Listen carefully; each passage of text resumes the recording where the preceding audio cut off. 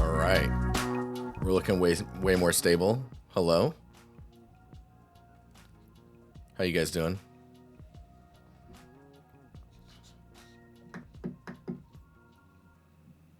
Things good? Things good? Is everything running okay? Just let me know if something is off. Man, crazy. Crazy. Hello. Oh my gosh.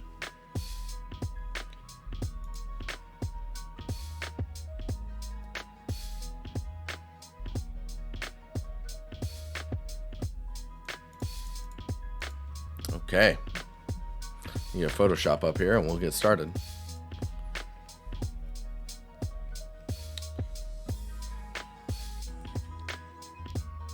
Swath, how you doing? Exile, good to see you, man. William, hello, hello. Azurix, Raggedy, hello. And Poodlestein, hey, thanks for the dedicated, like, almost every single time being first. Josh, what's up, man? How you doing?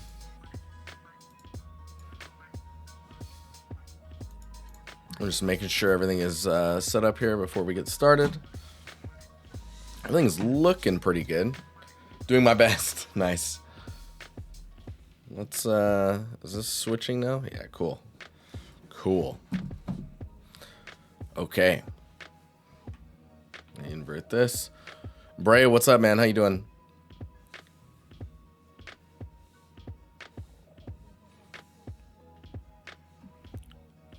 Be with you in 20 seconds after the ad. Man. Ads suck. They make the world go around, though, I guess. Oh, we need our subtitles or our captions. Give me a second here. Get that going. I imagine it's probably offset as well.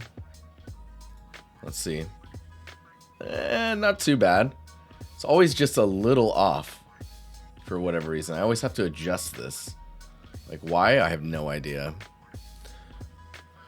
But let me open up all of your guys' stuff because you guys are starting to post pretty quickly. Gotta try and keep up with your guys' posting so we don't have too many people behind this time around. Last time we had to leave some people behind, which felt not so great. Yeah, let's keep clicking here. Oh man, there's a lot of you guys. This is great. Some new people as well. Super nice. Okay. Let's man, I need a haircut so bad. I finally set up one. Space, what's up? How you doing? Good day, wizard. Jay Lee, hello. You got a chance to watch while you're at work? Yo, let's go. Yeah, new artist is always nice. Also, after the stream, I'll set up the the announcement for the meetup. There'll be a chat room and JC, what's up? What is up? I'll get that all set up so anyone who's going can chat there, or who are contemplating going or just want to coordinate stuff. There'll be a chat room for you, or a channel rather. Okay, let me lower this down. And we'll get something else going. Lower it down for me. And yes, let's crank on. Okay. So first up, Faltera, hello. Hello. Let me make sure captions are. Yeah, see, they're clipping. Why? I have no idea. But how you doing? Faltera, it's good to see some more updates from you. Always nice. Okay, let's see if I can't. There's my mouse. Cool. I don't know if you guys can see it, but yes, we got Felterracine. I still have a long way to go because I've been really tired / busy. It's okay. You don't need an excuse. We got, stuff happens, life happens. We get sick, we have to sleep, we have to eat. Don't worry about it. It was all good. But you've added some base, unique, and tileables. Thoughts on the color. So color-wise, I think we're looking pretty good. What's sleep? It's something the mortals do. No, this is looking pretty nice here. Ooh, I like what you've done with the train or the metro. I don't know. Yeah, I think it's train. Oh my gosh, I'm already in. Oh, I probably need to turn this on here. Right. Hello. We'll just put me down here. Yeah, this looks great. So, I mean, I think also I'm seeing you're getting a lot of traction on Twitter. It's super super cool to see. So we've got these triangle shapes that are here. I don't know if those are part of like an Overwatch thing, or if that's just like an element you're kind of wanting to bring into the scene. Overall, oh my gosh! But generally speaking, this all looks quite good. With a space like this, signage is always really important. So I would definitely get all of your text and kind of imagery in for those types of things. And maybe even some like, I don't know, if you want to get some general posters in there. Miro, how you doing? Hello. Just some general posters in here just to give you your color palettes and just give you a better understanding of what's here and what's going on so far. But overall, feels pretty nice. I don't know if you have any references of like seeing the outside versus an inside space of the train system on Wall Street. But if there's a view outside, I would see how you balance the brightness of the outside versus the interior lighting. But yeah, no, I'm good. I'm good, Miro. Just I was in the dopest nap, and then I woke up and was like, okay, I got 5 minutes. I need to I need to get the stream going. But yeah, overall looking pretty good for a base general pass. I don't think I have anything to feedback on necessarily. Maybe the tangents of like where the stairs end and how they meet the edge of this. Also, this line here being close to the seating here, but further from here, it's just some spacing to think about. You might be able to push this a little bit more towards the camera and this one a little bit past the camera, just to center this lineup more and give you a little bit of breathing room between the seating here and the stairs, how they meet.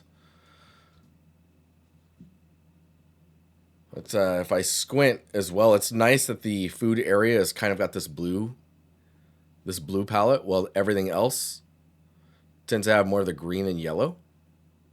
So it's a language that you're kind of playing with. And I think this green, I don't know if that green is supposed to match with this, with the beams, the painted beams. But getting those greens to kind of have this like a similar palette, I think for the style you're going for, I would just unify them. But that's just me. Just play around with it and see how things are feeling. But generally speaking, this looks dope. This is looking real nice.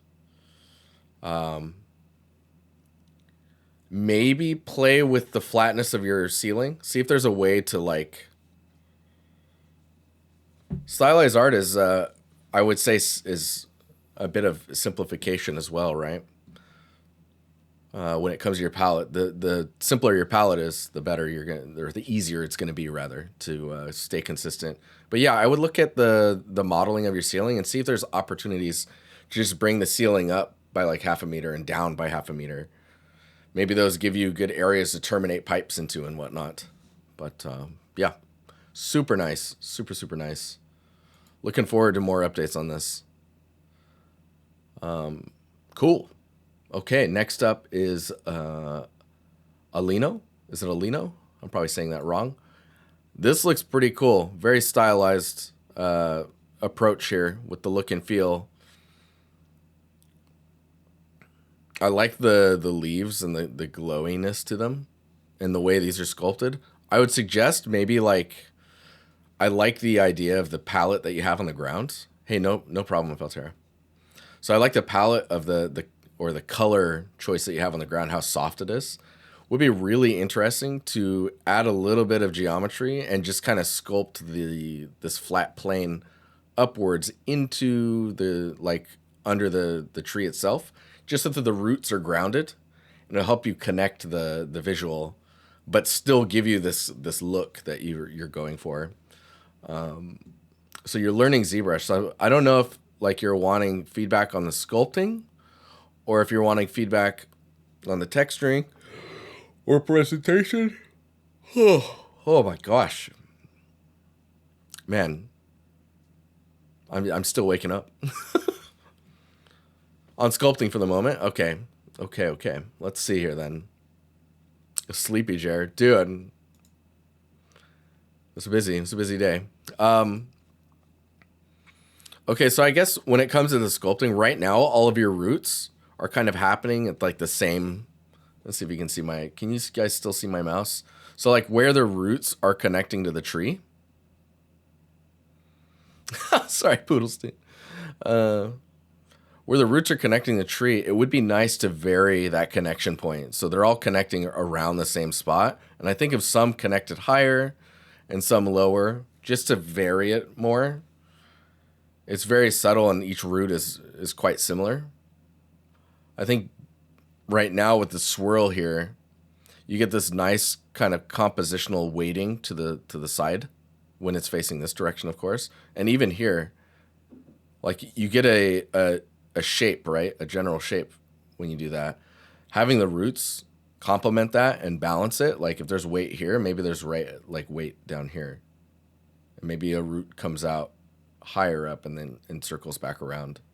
Something like that. So thinking about the way you're sculpting and being more organic, but then also thinking about the silhouette of the shape, like the overall silhouette of this tree / like root system, to get it to be compositionally balanced, just like you would balance a scene, right?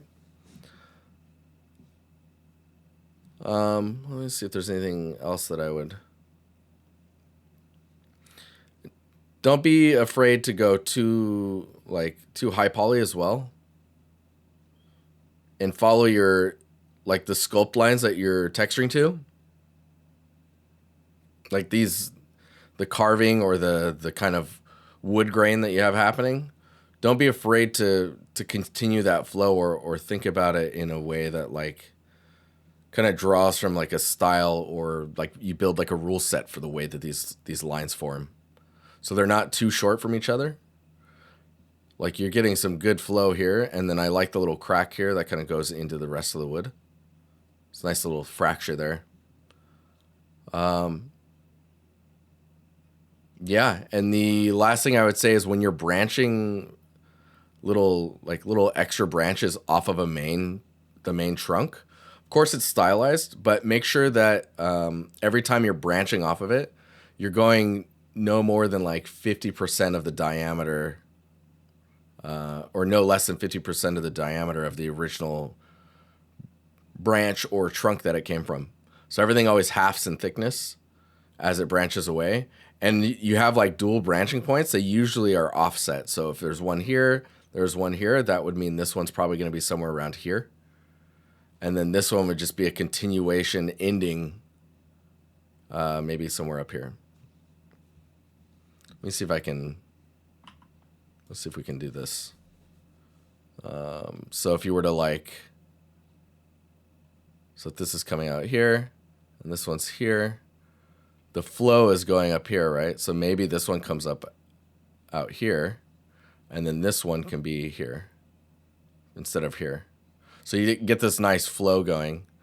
And think about like right now there's all this curve.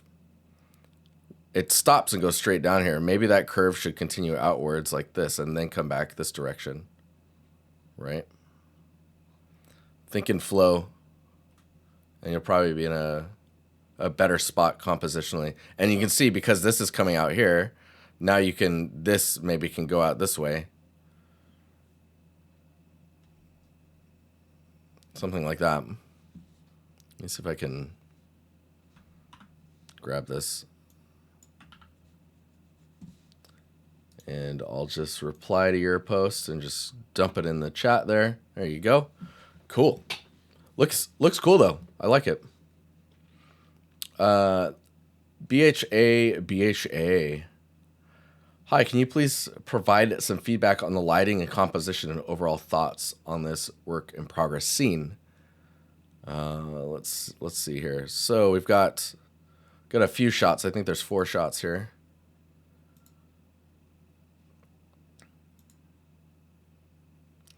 Is there a reference to this? Because I think how the space is being perceived, blockout wise is looking fine. There's some elements that I'm looking for, like is this go to a bathroom? So maybe some blockouts for where signs are at. Figuring out where the AC, like I guess there's no AC because it's these fans, right?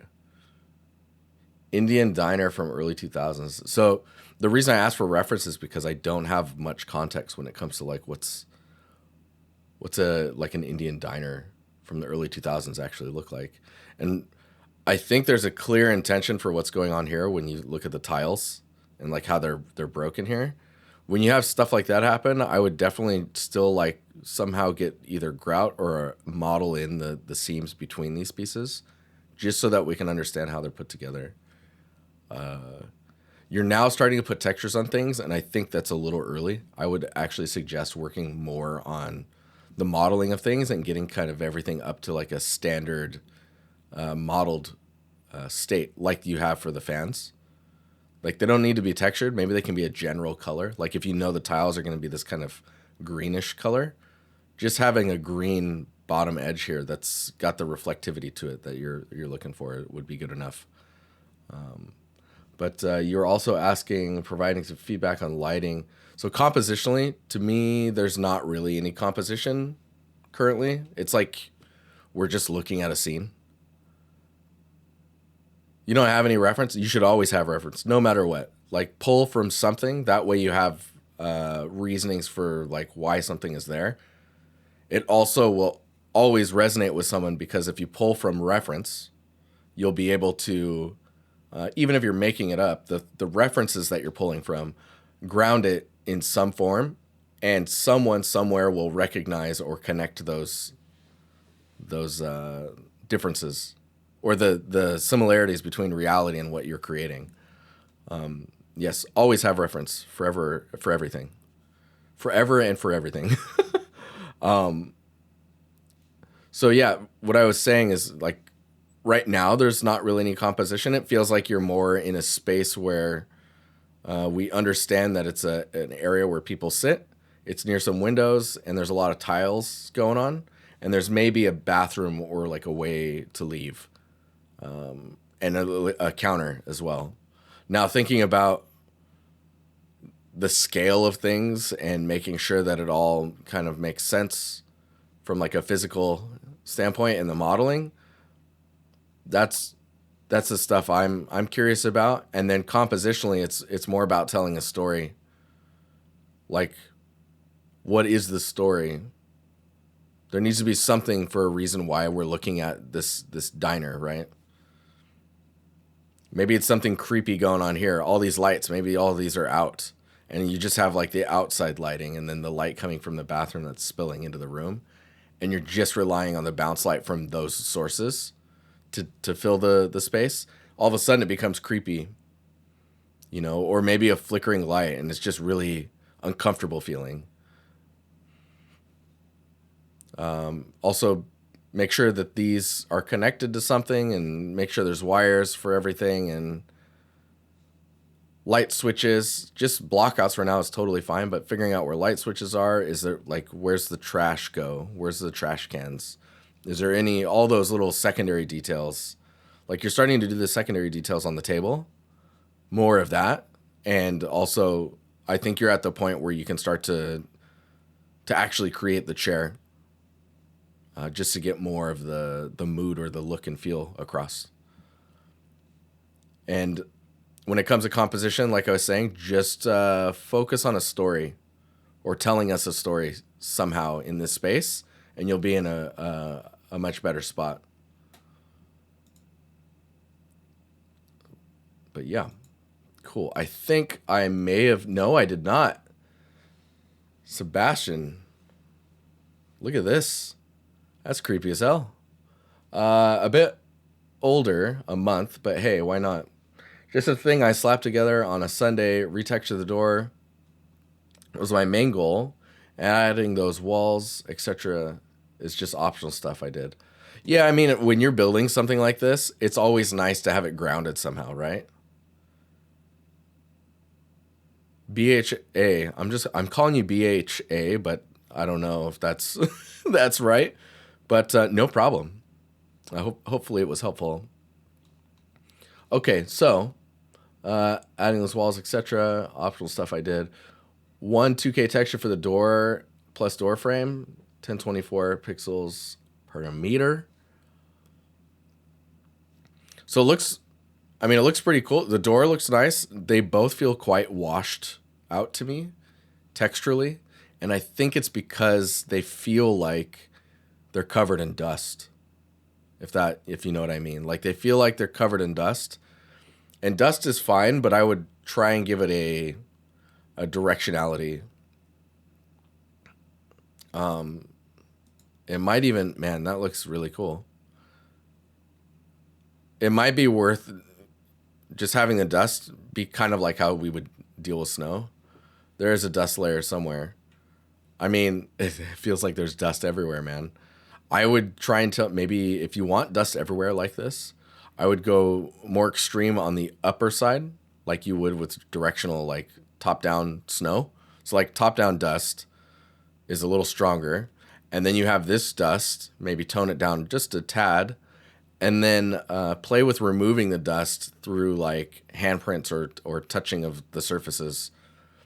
It's a great way to tell a story. And everything is very muted, right? Color-wise, everything is very, very muted. I think if the pattern on the wall was tiling a little less, you get those shapes a bit larger. And then from there, you could do like, I'm trying to think of how you can add like visual attraction. You have these two cables. I would say maybe making one of the cables thinner, maybe a slightly different color. Shara, how you doing? Good to see you. And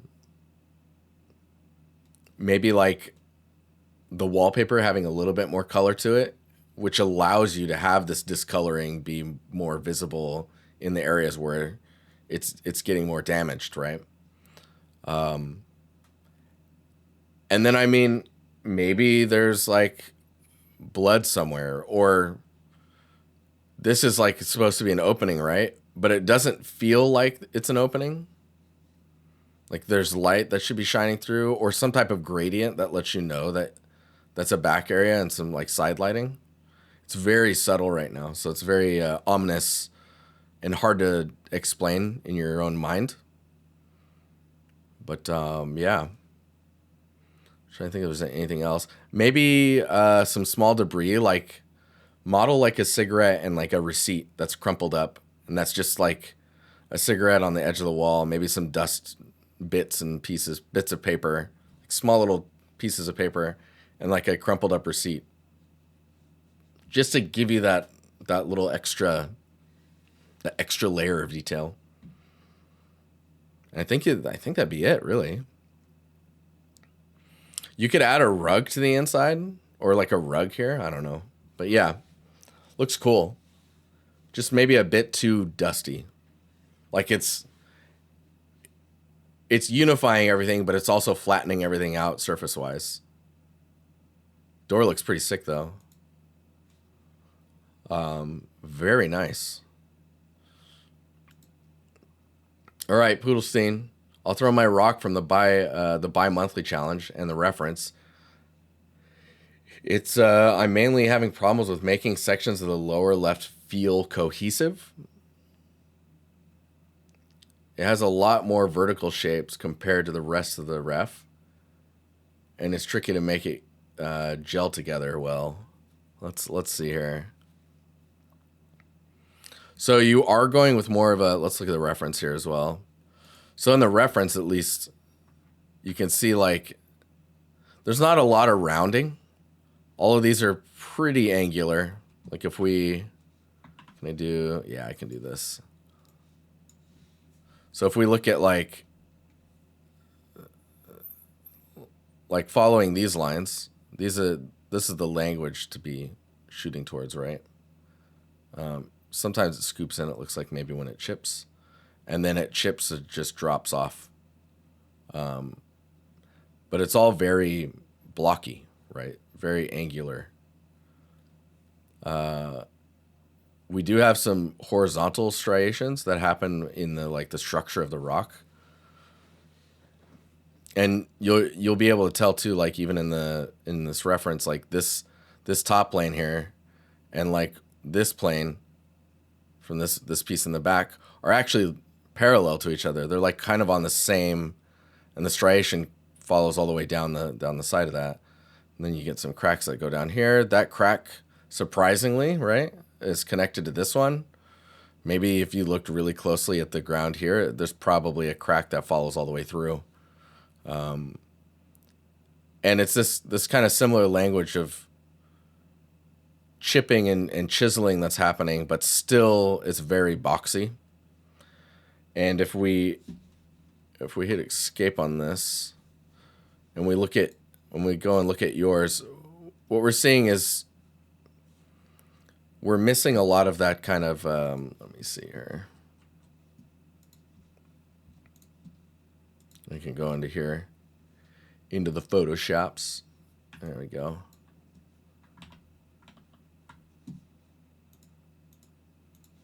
Just grab this one as well. There we go. Okay, so when we look at these, you're getting a lot of that language in here, but then you're having languages that you're also introducing. Oh wow, hello. That are causing you to go against your own. I need a better color than this. Hang on here. Maybe like a, yeah, nice. Okay, so this language is working pretty well. I don't know if this color's working well. Let me.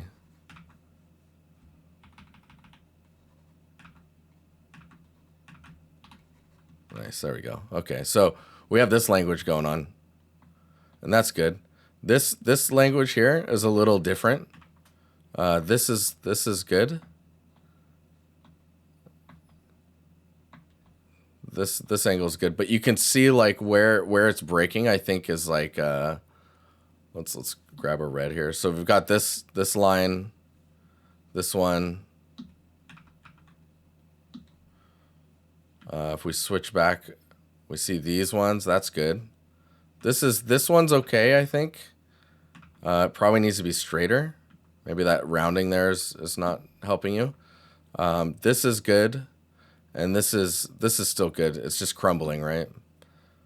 This language going on here, and you can see like, okay, whenever we have like this is tilting up, so I would flag that. I'd flag this one as tilting up, because now you're starting to go in like different, like what's happening with the angle of the stone. Like this is all good, that's fine, but then you've got this one. That one's kind of close. This one's good. So like your big macro angles are good. So like this is here, but then it goes up. This is good. This can go down this way. This is fine. This one's a little strange. And so you can see like I'm highlighting the two different types of, I keep saying language, but like the two types of language you're you're illustrating here. And you can see like this whole section here seems like it's leaning. And if you just grab that whole thing and tilted it more this way, like let me see if I can, if you just grab that.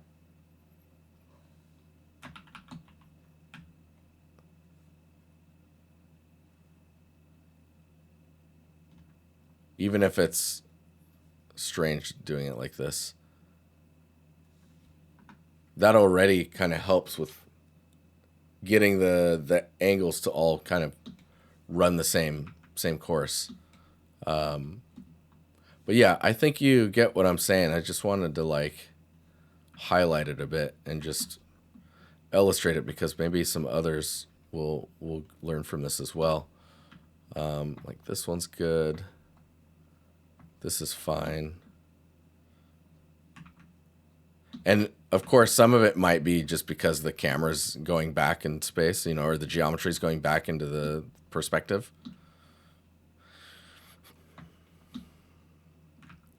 But yeah, I think that's the stuff that's kind of sticking out. And like the rock type, I don't know if that's, what is this? I'm like, what is this? The rock type that you have going on here. If we look at that, when it comes to like these types of details here, I get that same feeling here and a little bit here. But this area, that's a completely different rock to me. This is totally different from this rock. This is okay.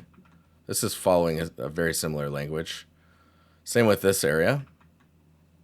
This, while I like it, it feels like it's maybe steering too far away from this guy.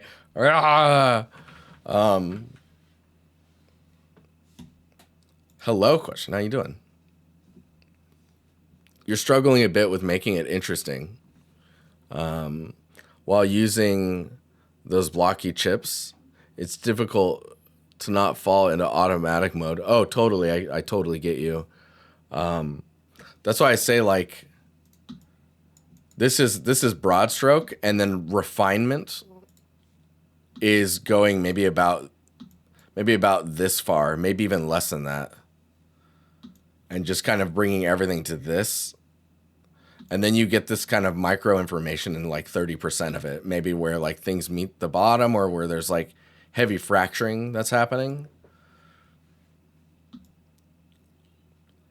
It basically feels like there's just a lot to sculpt, you know?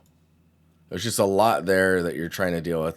Because like, if you look at this this image, if we go grayscale and we just kind of crush this down, largely speaking, it's this top detail in the area here where it's really light, and then these like big flat surfaces, and some of those flat surfaces are just getting a little bit of this kind of micro indents and chipping. And then, you know, there's elements here, maybe I should switch that back, that are kind of coming forward. But it's not too complex until you get to areas like this. And I feel like you're doing this whenever you're trying to get something to like a complete stage, you're going about that far. But yeah, you can think of this as like a shelf.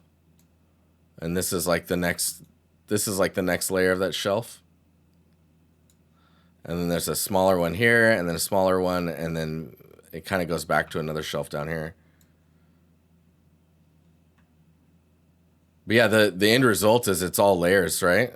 Everything is just layers upon layers when it comes to rocks. Easier said than done, of course. But yeah, I actually really dig this area, this one here. Just because you have like a smoother surface, and then you kind of like bridge into these smaller details. But they're not too small. Like that's nice. But yeah, I think you had another image, didn't you? This one.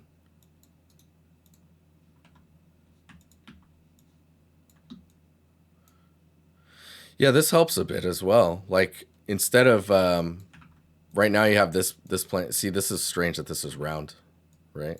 But like you have this plane. Let me see if I can do this with the pen here. You have this plane here, and you're trying to continue it back, right? Instead of continuing it back, why don't we just like why don't we just say, yeah, cool. That's it ends there. And then this plane is actually on this layer. So that drops down, and then you get some more of this part here, and then it drops down again.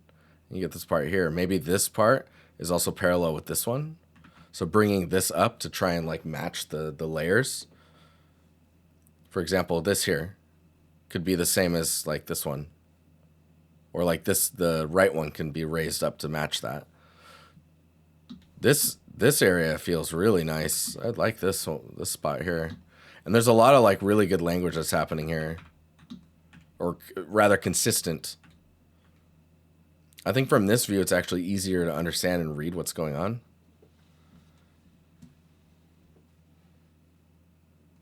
Would be cool to do later, but probably not going to do them. List. Yeah, I get you. Yeah, think about it like cake. Layers of a cake, and then we like scraped and tore away at it.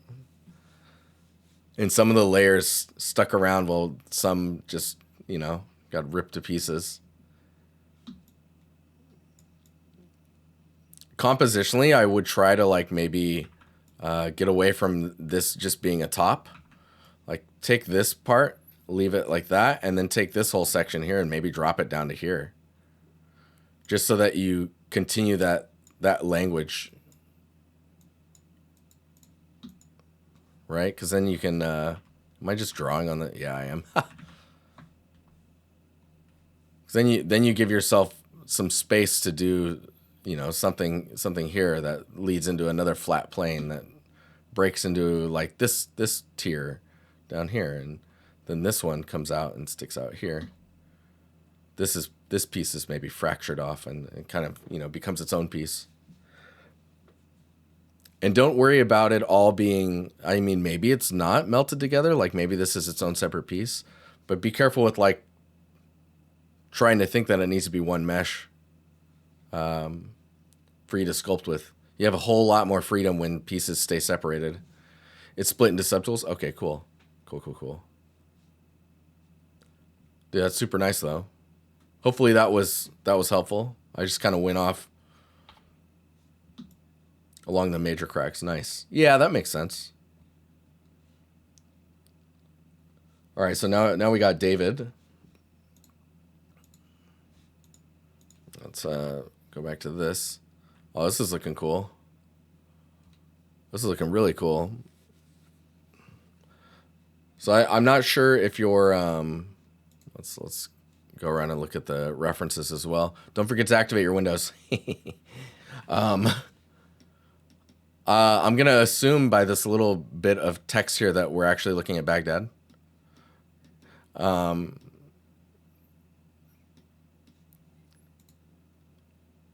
yeah, let's dig around in these.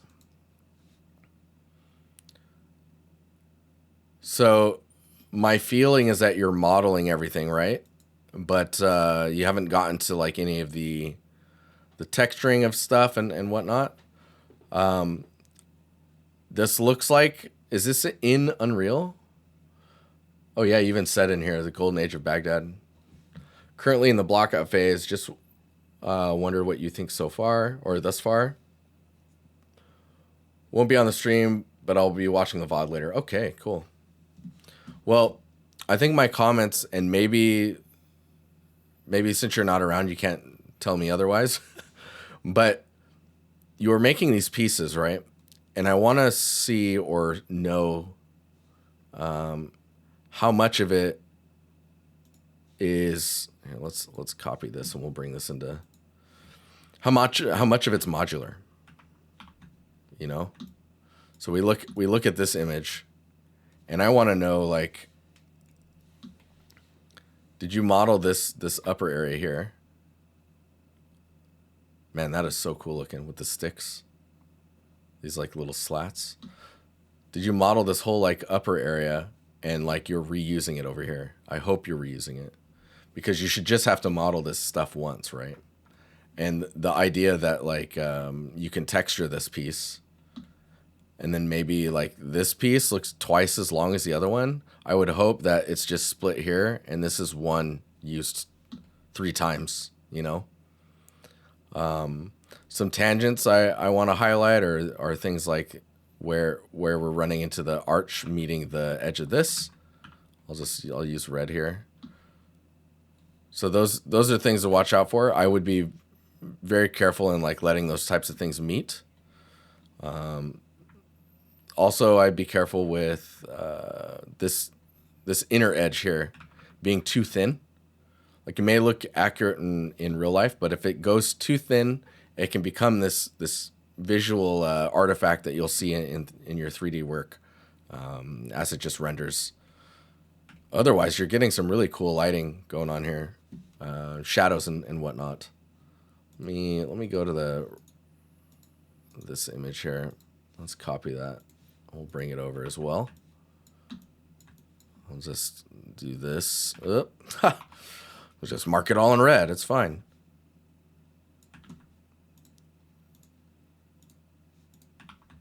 So if we look at this image, there's some stuff that you're inventing right now. Like over here, I wouldn't invent anything like.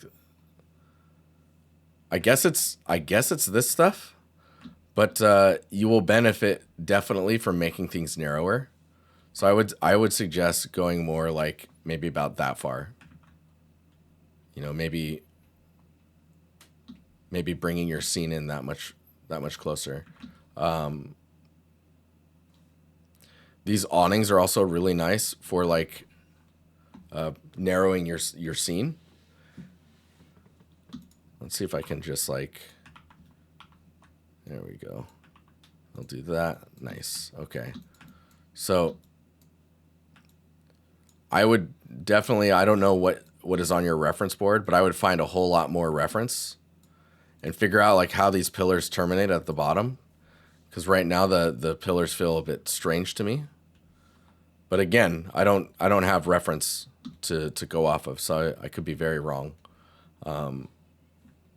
They look pretty accurate when it comes to this detail. But definitely like getting these type of awnings in would be really nice. And you have like there's a little bit of a tattered, or like maybe not tattered, but the way that it's built or created, that looks better than my arrow, that's for sure. That type of detail, getting that in there.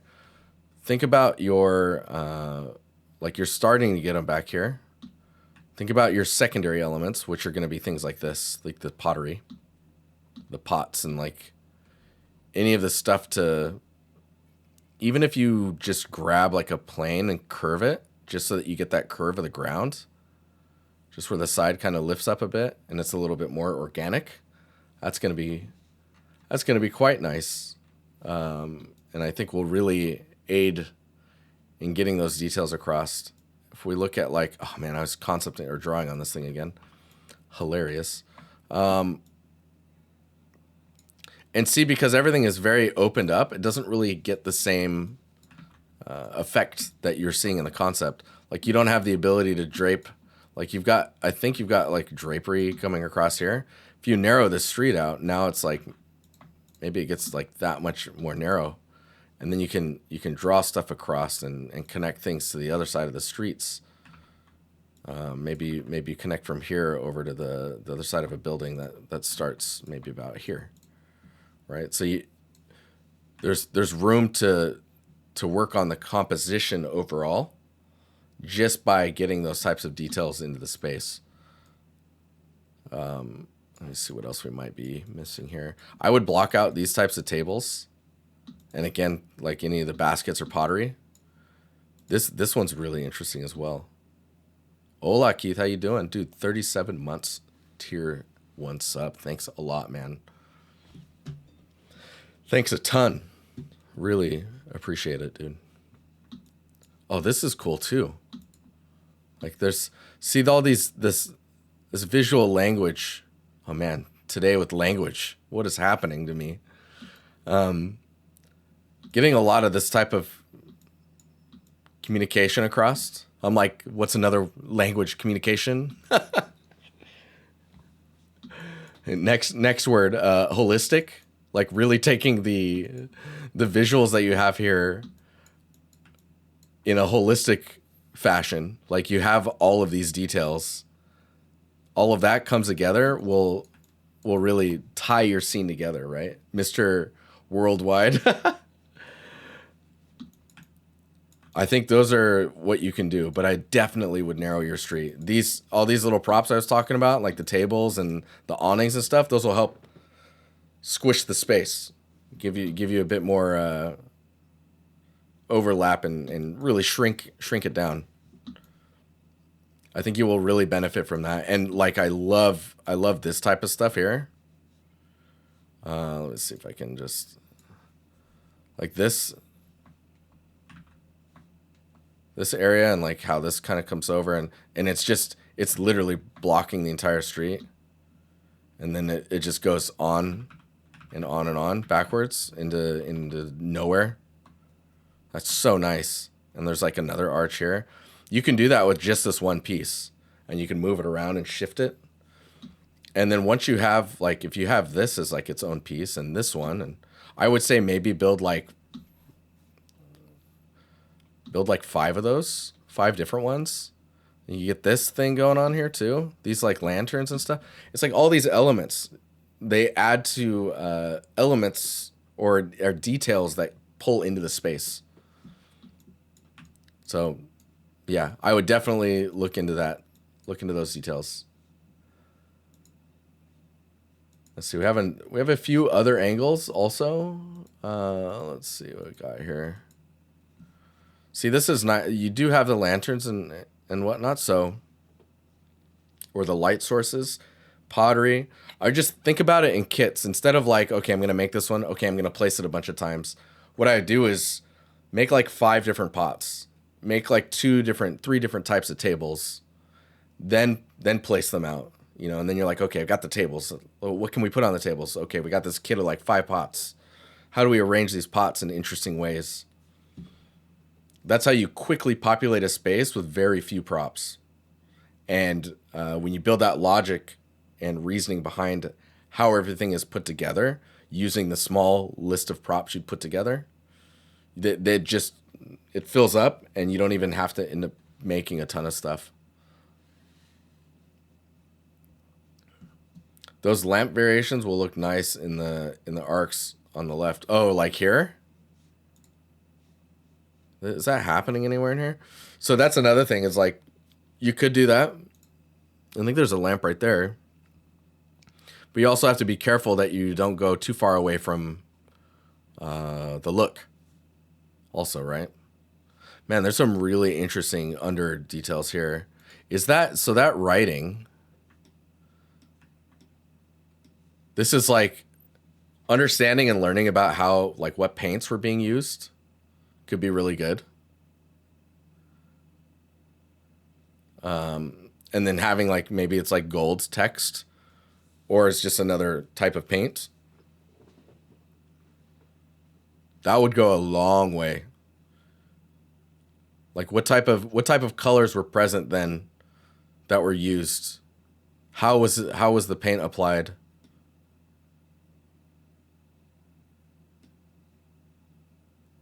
Hanging mid-air height? So you're thinking like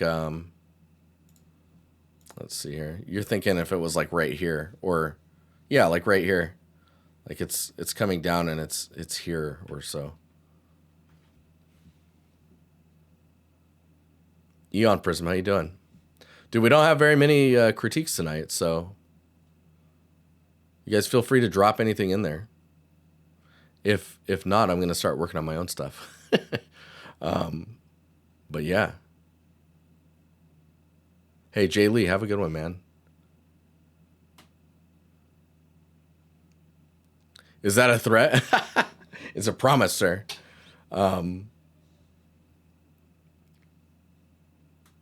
But yeah, this scene is going to be really cool.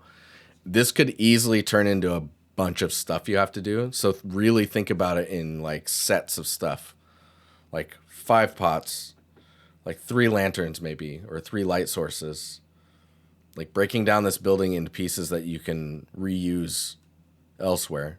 Like this pillar should only be made once, right? That type of stuff. How good are you with non-nanite ivies? I mean, the ivy that I built, I'll show you after we run out of stuff. But the ivy I built, to make it non-nanite, you just use alpha. Because I would say I'm also lower in poly count than non-nanite ivy. My ivy is not that crazy. But yeah, I think that's all I have to say on this one.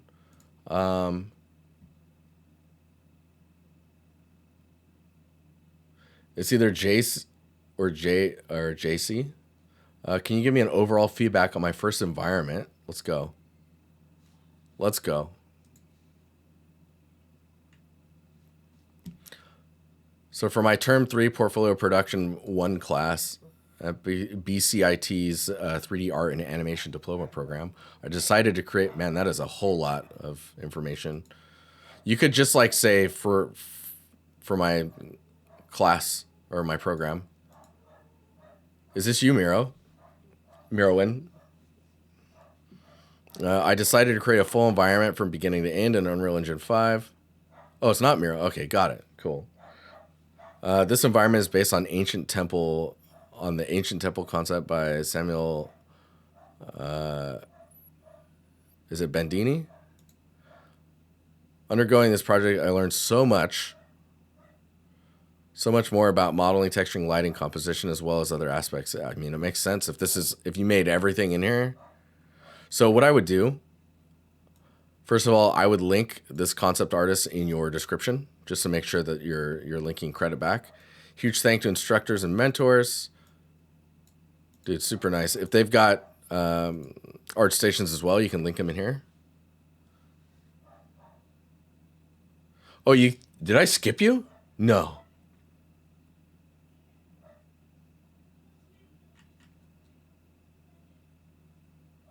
Oh, I did. Or no, you're next, man. You're next.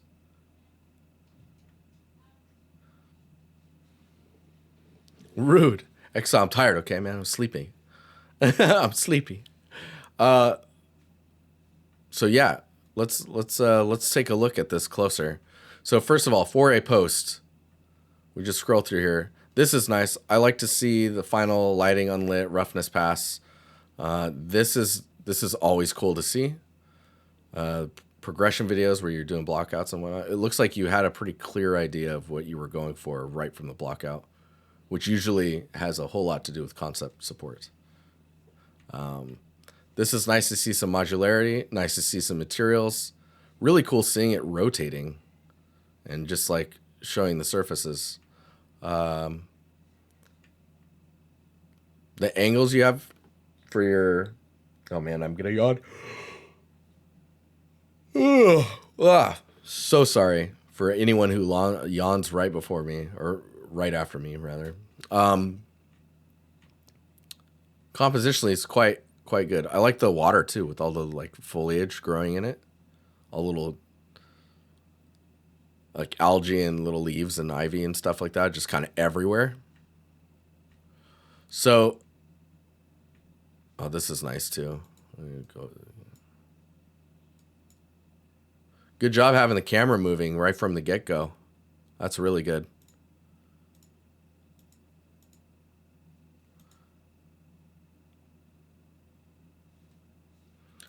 One thing I would be careful to do, this is very similar to like fade to black.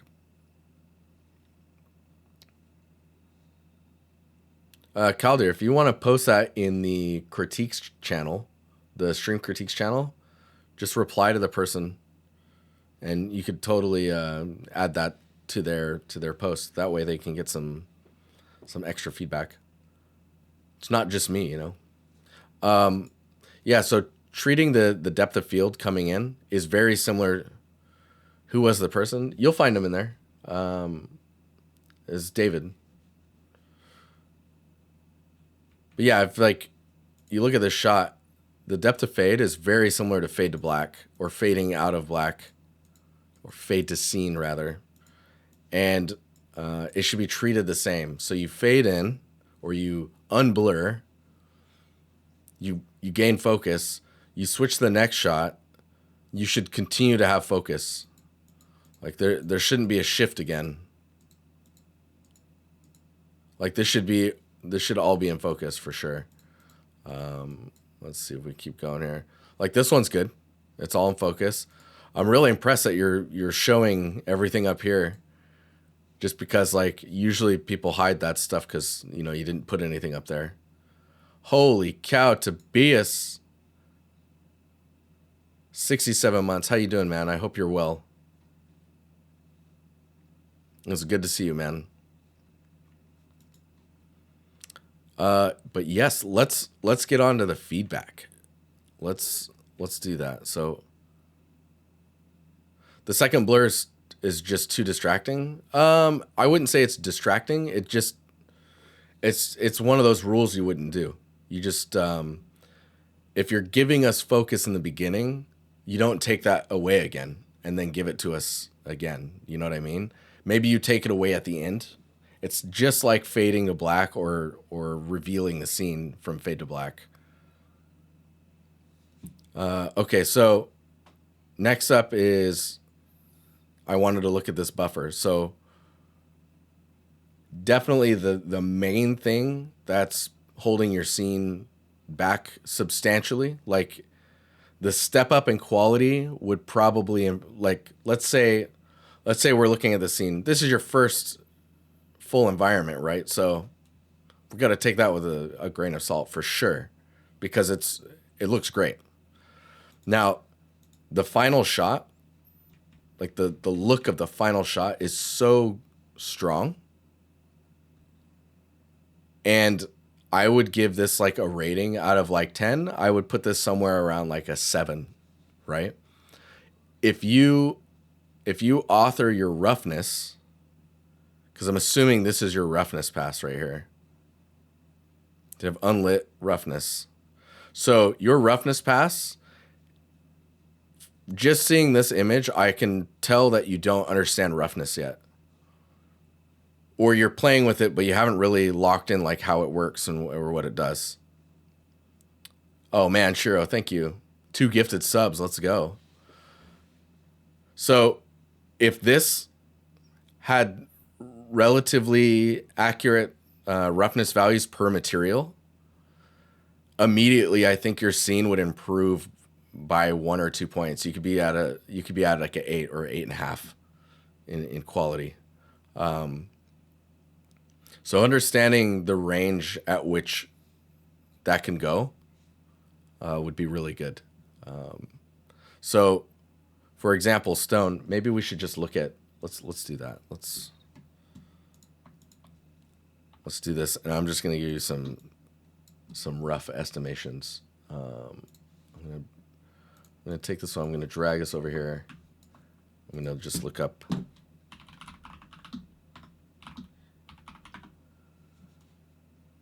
So there's some PBR guides out there for sure. One of the really good ones is actually from Marmoset. I'll just grab that image if I can find it really quickly here. I'm like, there's a range image somewhere in here. So they look at like energy conservation and glossiness. But we're going to look at like microsurface detail. Microsurface or roughness has everything to do with how a surface is perceived through its roughness properties. So you've got microsurface. You can go from 0. Well, let's do this. Let's get some better colors in here. You can go from 0 to 1, right? Now this is glossy values.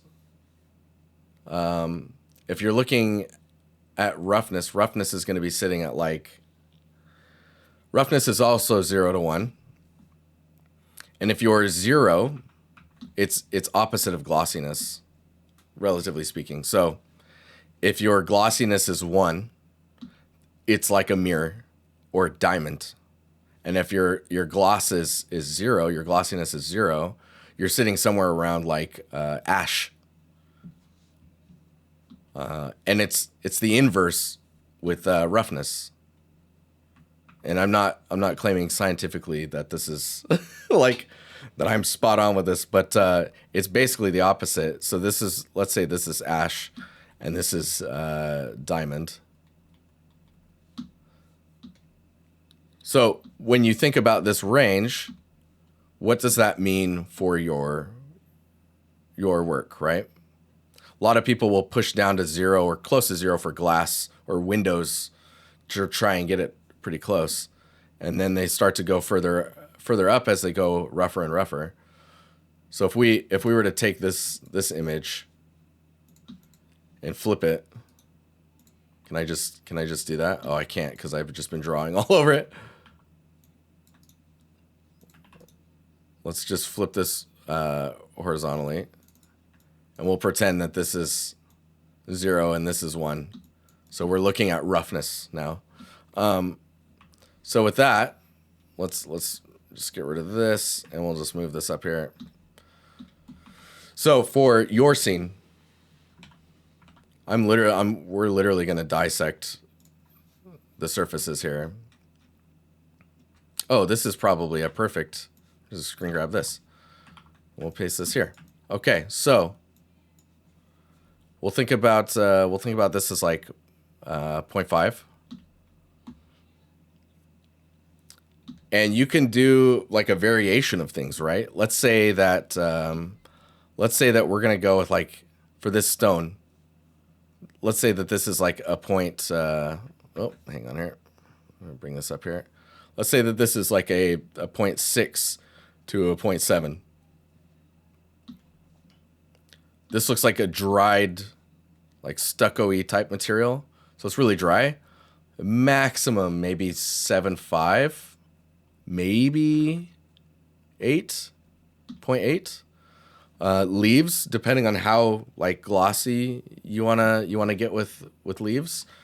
Like if we look at ivy, for example, let's see if I can find like a.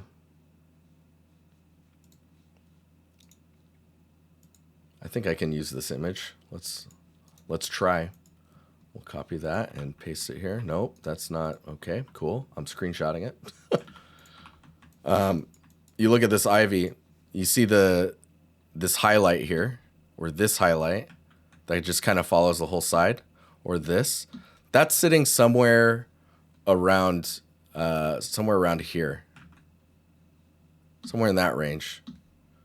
It's below 0.5, maybe 0.4, somewhere in there. And the best thing, this is why reference is so good, is you can be looking at this and really like, okay, I'm going to take my ivy or my like plants, and I'm going to tune my roughness till I start getting highlights that look similar to this, like that have like that kind of wide coverage, but they're still glossy. They're still kind of shiny. That's why it's somewhere like 0.5, maybe 0.4.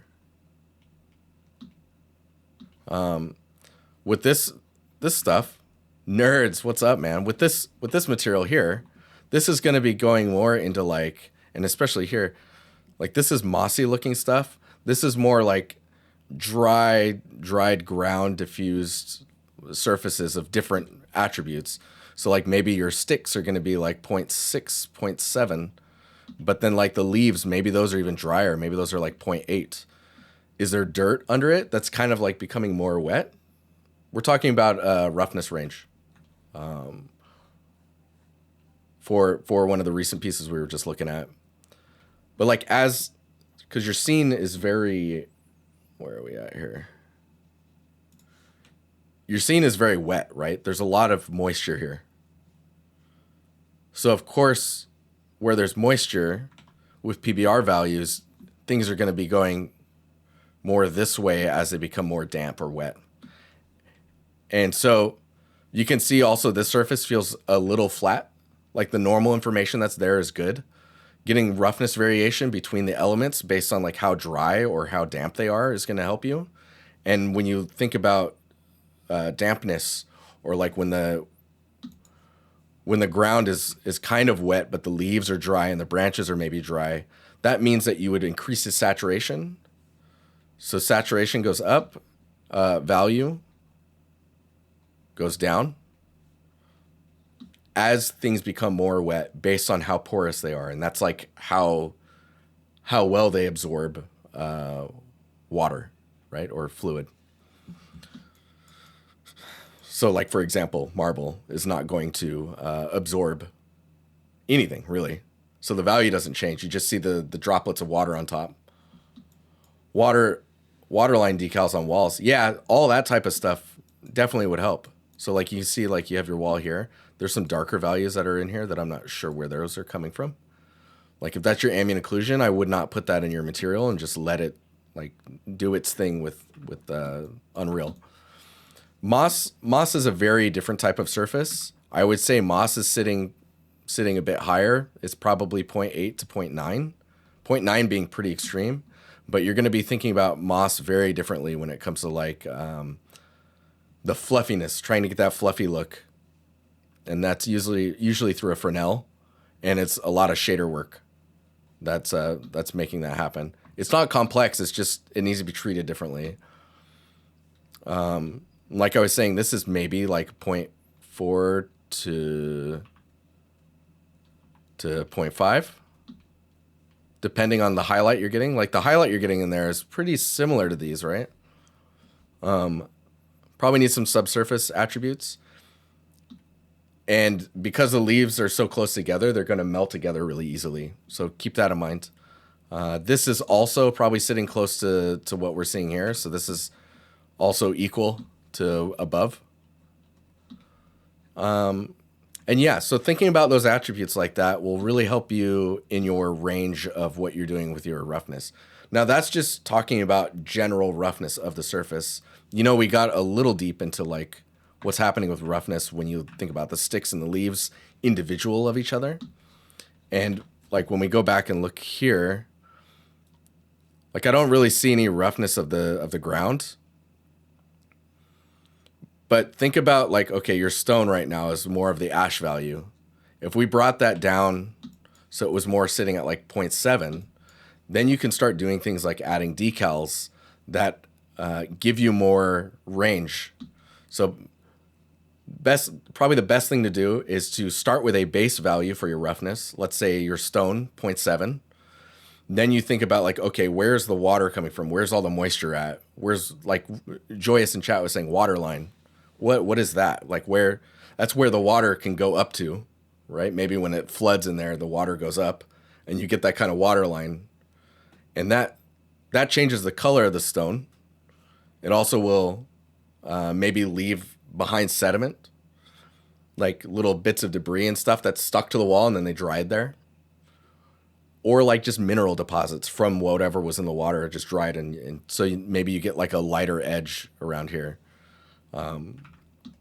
But then it also, if it's fresh or there's a lot of splashing that happens, waterfalls maybe, for example, like a waterfall is coming down here and it's splashing up against this wall.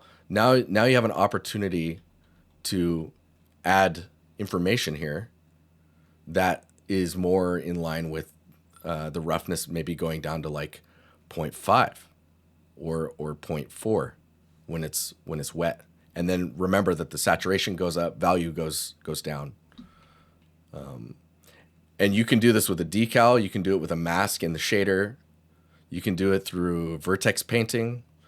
There's a number of ways to do it, but the idea or the fundamental core understanding of it is that when surfaces become wet, we push the roughness down.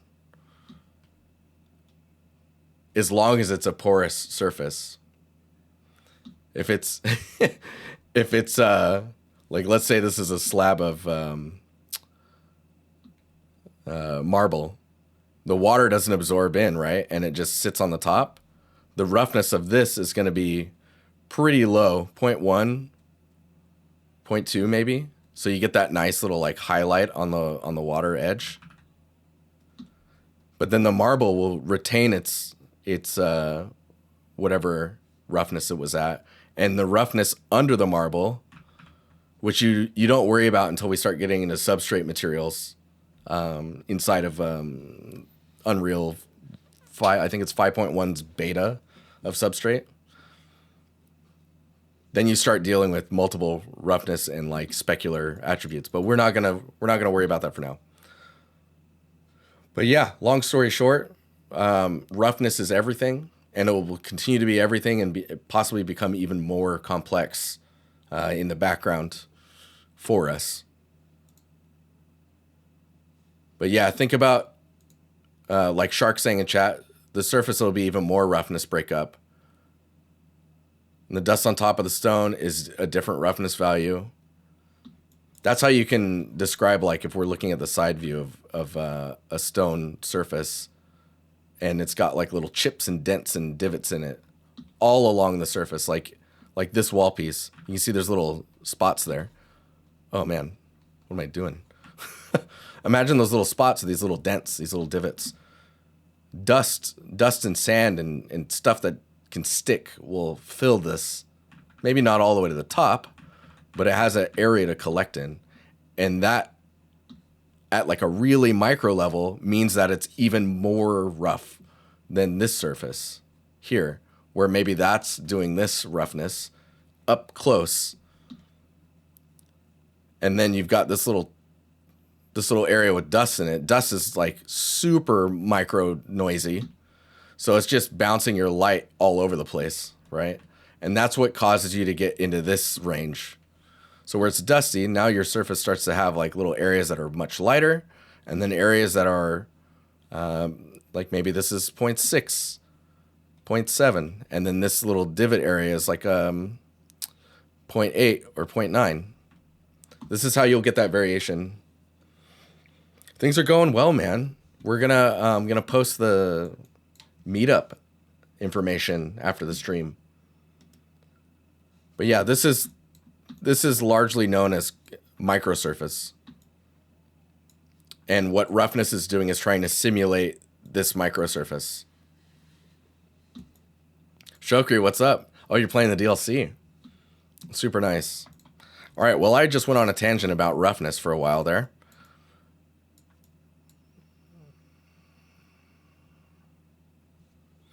You can tell how crazy roughness is by how many scribbles is on that Photoshop document now.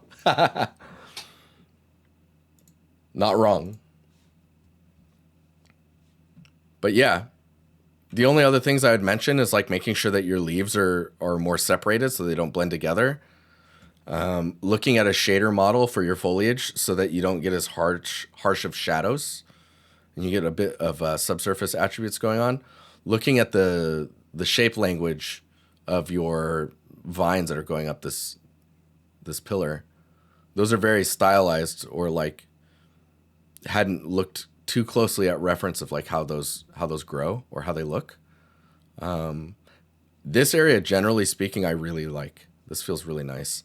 And it's just, getting away from the primitives. This looks really simple.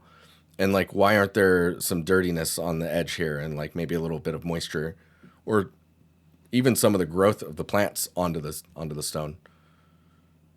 Adding that complexity will really push.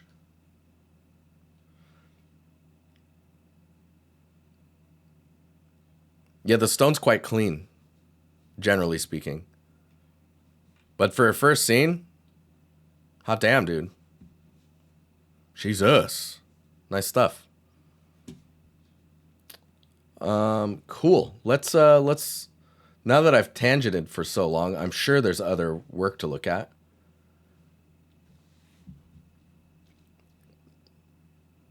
Okay, we got two others. So yes, Jace, I'll look at this one as well, just because we don't have too many things to look at today.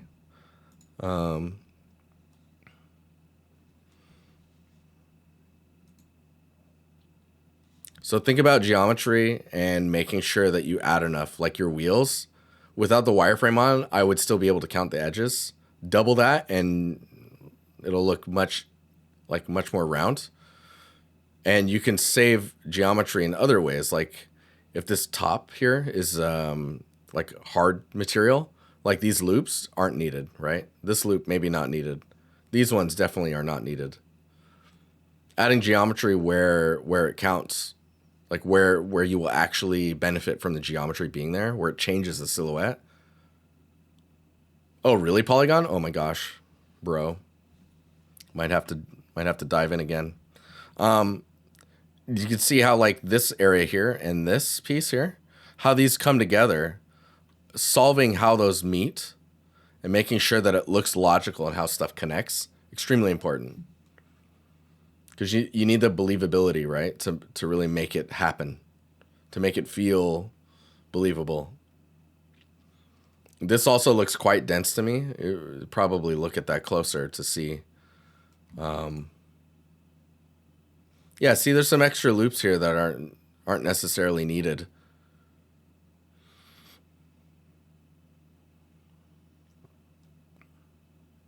And again, think about how stuff connects, what meets what, and how they're actually physically connected.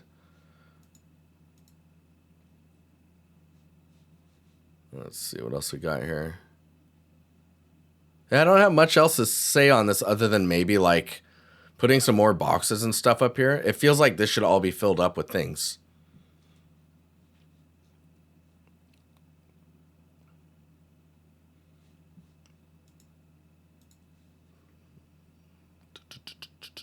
Let's see what else we got going on here. It's interesting with the seat up there. Have you tried putting a character there just to see like how far the feet meet to the area where the feet would rest, or where the driver's feet would rest? Also thinking about what type of wood this is and how it's shaped and formed and like how it's all connected. It feels like there's some scale stuff going on. There's also a lot of geometry that's maybe not needed, like this lantern here with the cross. You'd probably do that in the texture. It all lines up. Nice. Very cool. Oh, right. You got a concept here as well. Oh, yeah. Yeah, see, there's not much up there, but I would put something up there.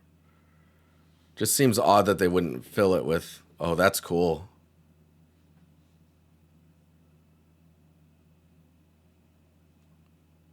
It's a really interesting asset. Wow, this thing's messed up. What? Wait. So the Purge Coven. So I'm assuming monsters or vampires, witches, witch hunter carriage. You pull on these cages to get to the animals. Like that one's even dead, and that one's been taken. When you pull on it, it looks like holy water dumps out of these buckets. That's terrifying. I hope I never become a witch or a vampire or whatever the hell gets tortured by something like that. That's brutal. But yeah, definitely look at like how stuff's put together and try and connect everything in a way that looks physically possible, and you'll be in a much stronger position when it comes just to the burning holy water. When it comes to the way things are put together. Lovely design. It's super dark, man. Okay, next up, we've got question. Want some feedback on this Game Boy asset. Dude, look at this. Question, is that you? You go to the game assembly?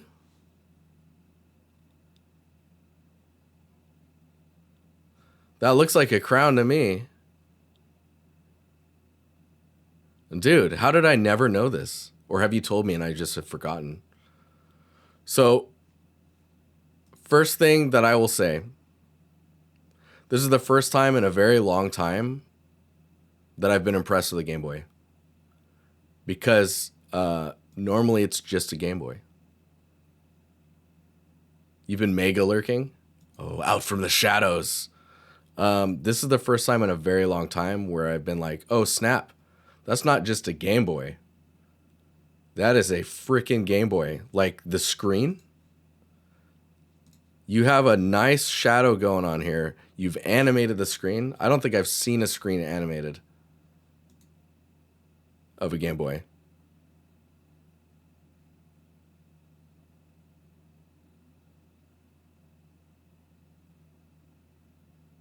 The dust feels maybe...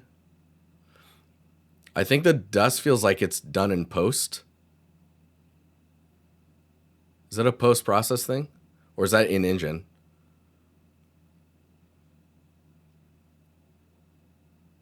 Yeah, the plastic is discoloring in a very good way. Like this gray remains the gray that you always see because of the way it's sealed. And then this plastic goes from this gray to like this yellowish... Dude, I can feel the dirtiness here too. Man, I forgot that there was a contrast slider. A contrast wheel. Dude, that's crazy.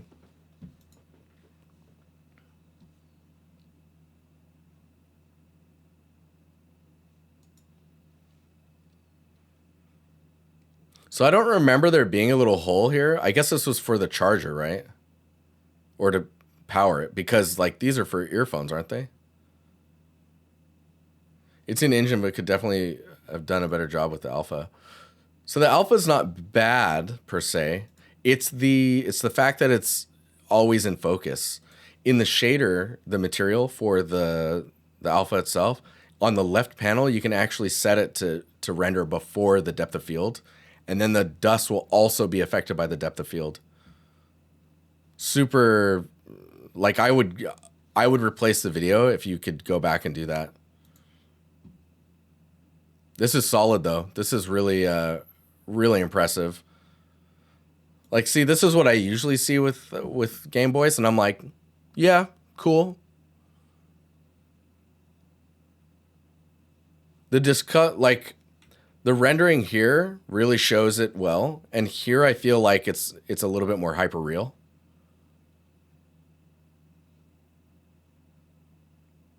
But like, look at the attention in all the work you did for the roughness. Like, there's a lot going on there. Lots of character and like storytelling, like the directionality of the scratches in the plastic from like thousands of times of switching between Pokemon so that you can get get one transferred from the other.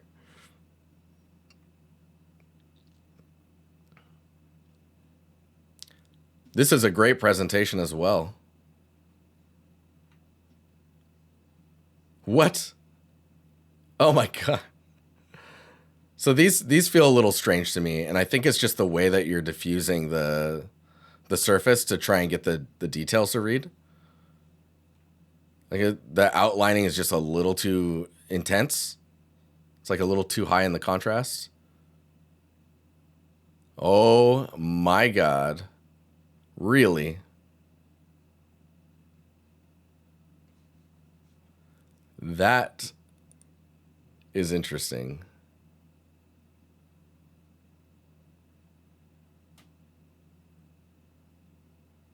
Dot matrix with stereo sound. Man, that's crazy. That is super cool.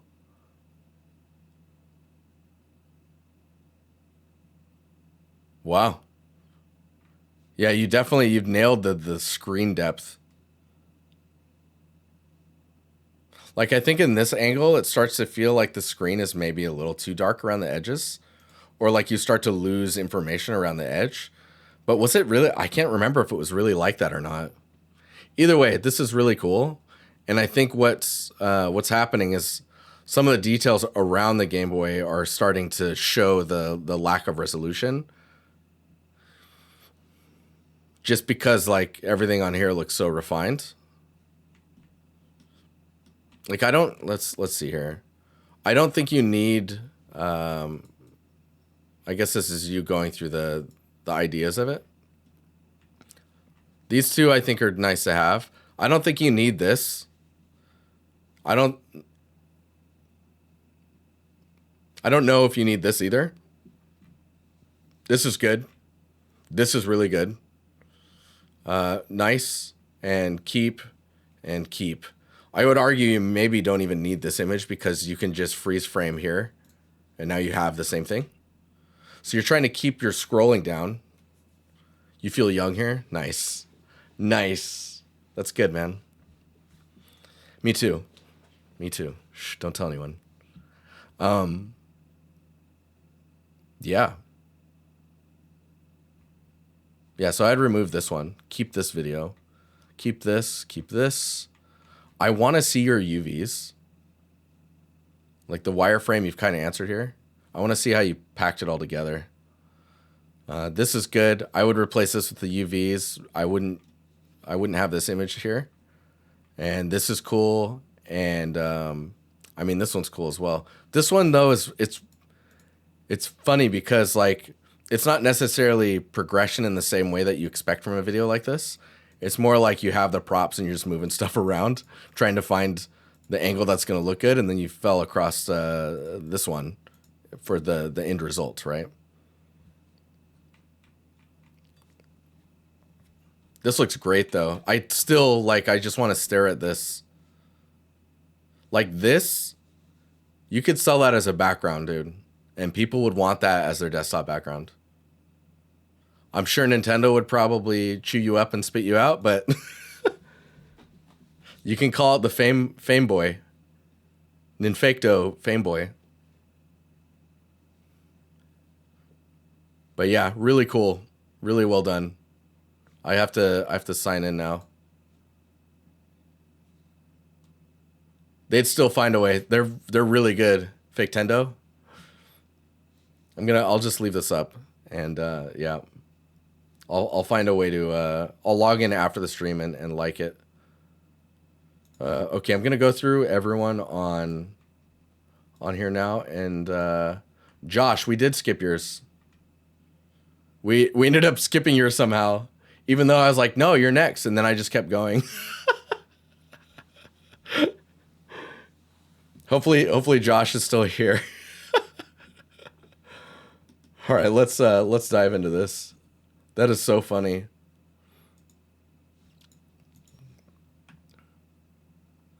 Okay, so you've definitely seen a club after hours. It's not a pretty sight, man. It's actually kind of disturbing.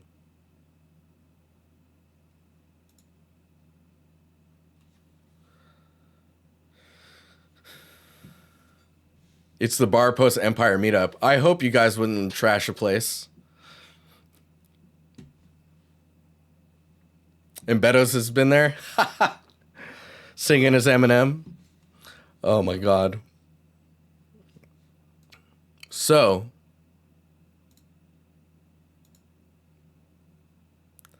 Man, that's crazy. So, trying to figure out how to approach this. So initial reaction is the surfaces are quite interesting. The thing that sticks out to me immediately are the cups and then the wall. So like, for example, when we look at this shot, the design of the shelves in the back and how they're displaying the drinks, this is either really like a really cheap place or like for example, all the cups are here, right? Why aren't there all the cleaning tools and all the like mixing stuff and the things for mixing drinks? They're all like on this bottom edge here, but they're going to get stuff out of the way. So this whole back area is going to be a nightmare, right? There's going to be like knives and like containers full of cut lemons and limes and stuff, and just half forgotten mixer bottles that just didn't get put back, and the chaos would be real. A cash register, yeah, or some type of there's elements that are missing that really like draw the connection between reality. Like for example, these frames are very rigid, so they're either extremely cheap In which case these emissives are going to be really kind of spotty. Beer cans, at a place like this, they're not going to give you a can. They might not even give you the glass. There's gonna be a tap, or if there's a bottle they're opening, they're gonna just give you the glass or a cup. So the fact that these are cups and not glasses tells me that this is an even cheaper place where they're scared people are going to throw glass. It's a tap bar. It's a tap bar. I don't know. So the other thing that's sticking out to me is the walls. So the material on this isn't really working for me right now. And then you've got like a paint surface on it that doesn't really feel like, it's like white stucco. It's not paint, it's white stucco because it's filled in the cracks and stuff. Whereas like you want to see the language of the stones behind the paint, right? Yeah. So when we look at that, that's something where I'm like, okay, how do we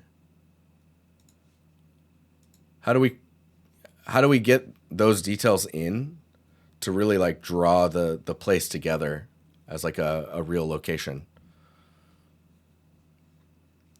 A lot of the cups and stuff that are kind of everywhere, usually what'll happen with this type of stuff is, of course, this is the case. Stuff is everywhere, but these are going to be largely pushed into the corners and in areas where you can't really get to them because they're protected at that point, right?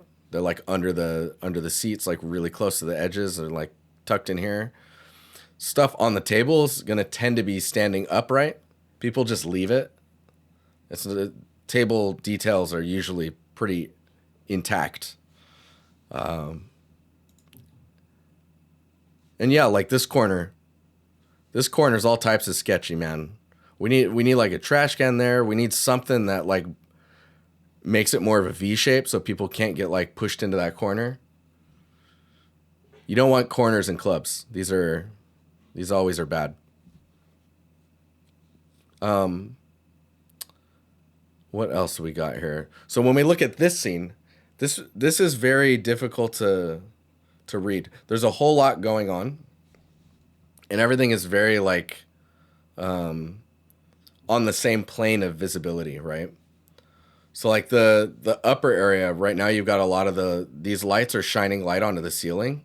I think getting that to go away, like this stuff here, and just letting that, like this is a good example, just having it bleed from the openings in the holes of the frame and letting the ceiling kind of recede back into space makes it easier on the eyes to kind of like not look at the ceiling, right? And really focus on the dance floor and like the area where everyone's at. There are so many things tipped over and like illogically placed. So it's like tables would not be tipped over. The cups, like I was saying, are going to be upright on tables for the most part. About 90% of the stuff on tables is going to be fine. And maybe even slightly organized, like people stacked their glasses or whatnot. The cups on the ground are going to be largely pushed to the sides with a few stragglers. The little like pieces of paper, that definitely always happens. And then these wet spots on the ground are very strange to me. They're hard to explain or understand. And yeah, I guess when you look at the walls being lit the way that they are, I don't think they would be lit up. I'm just recounting my Thursday evenings. I like a good club, man. Good drinks, good music, hanging out with your friends. It's a great feeling. But if I'm seeing the walls of the place that I'm drinking in, I usually get a little weirded out, I think. Like when you think about it, if you ever go to a club or you go to a bar, do you remember what the walls look like? Were the walls actually there? Usually they mask them with things. They make the walls darker. They don't want you to, you're in this space experiencing the lights, the glamour, the drapery is just look like covering. Do you remember being in a bar? But yeah, a lot of this stuff, like all this stuff up here, you almost never see. maybe the silhouettes of it if you look up there and you stare. But everything is very subdued and it's very controlled in this sense that like everything is about what you're supposed to be looking at.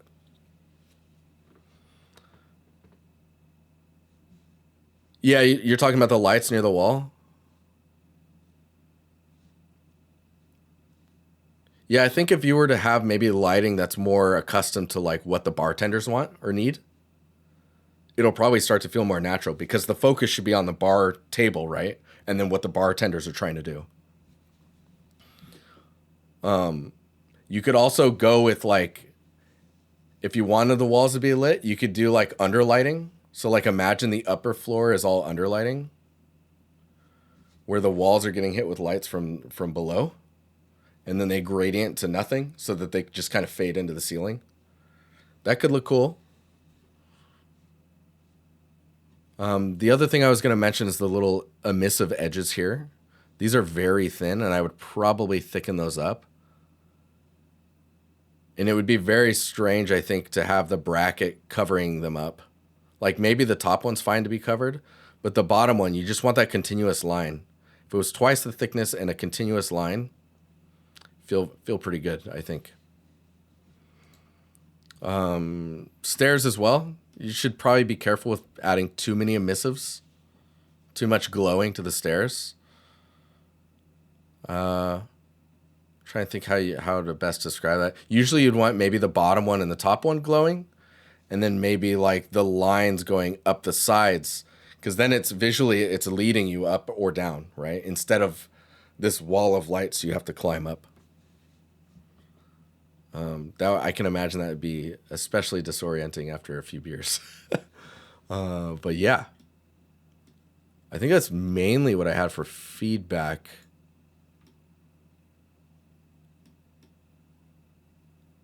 This place is huge, and I feel like there wouldn't be this many bars. Like you'd have one here and maybe one over here somewhere on the second floor. Or they would be in the same area because like all the taps would be in the walls, you know. There's actually I'm working with a mentee right now who does shows for clubs. So he midnights for like the musical experience, which is pretty interesting. And he develops and designs these types of spaces in real life. Yeah, this place is definitely too large.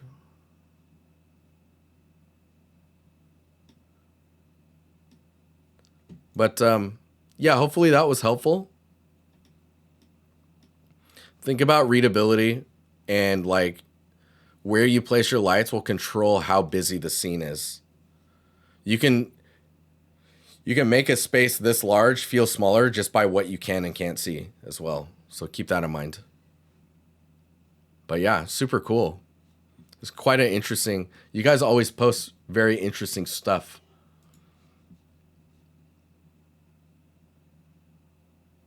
But cool. Okay. I think that was the last one from you guys. I'm going to we can talk about the meetup if you guys want, and I can show you the scene I've been working on. We got about 20 minutes, so a little bit of time. Yeah, thank you for jumping in as well and answering questions and whatnot, and giving your feedback. You gave it in the server as well. And I made you red again, your community. Let's see what else we got going on here. Let me make sure everyone is community. And did you guys have any questions about the meetup? Was anyone thinking about coming to the meetup out of curiosity?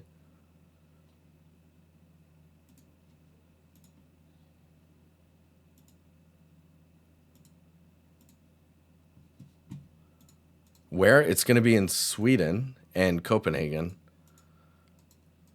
You're in? Oh my gosh. Okay, let me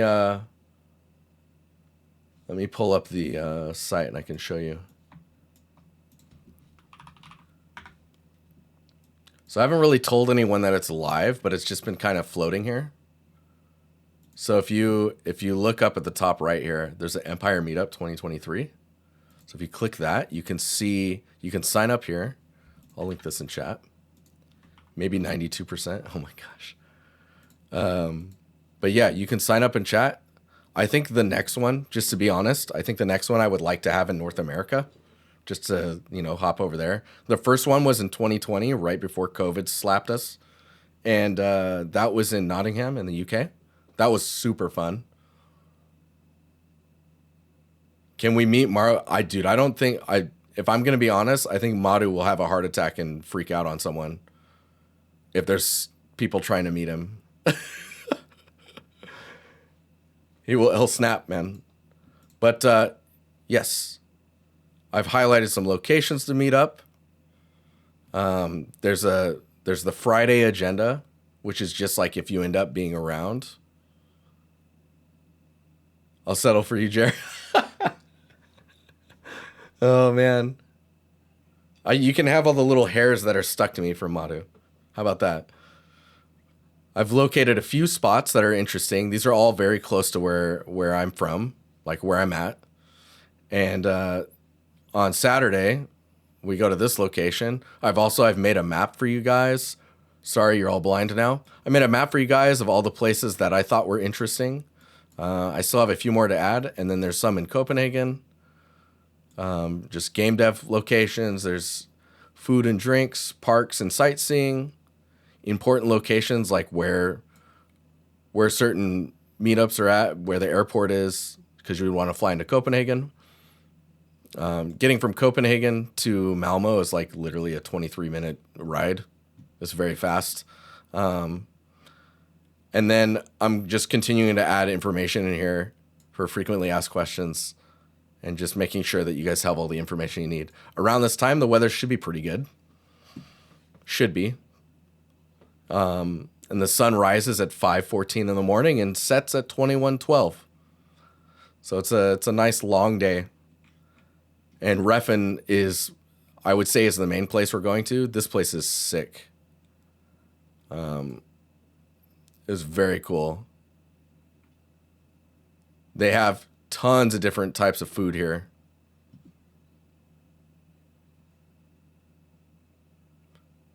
Nice. Go to bed at 5:14. But yeah, there's that. And it's that whole weekend, August 11th to 13th. Basically, there'll be a chat in the Discord probably right after the stream here. And anyone planning to go, I'll basically be coordinating through that channel to figure out where people would like to meet up. And we just kind of continuously meet up throughout the weekend so that everyone has an opportunity to chat. And it's not just like one focused location, even though there will be a focused place. But yeah, cool. Let's get my scene up real quick and I can show you that.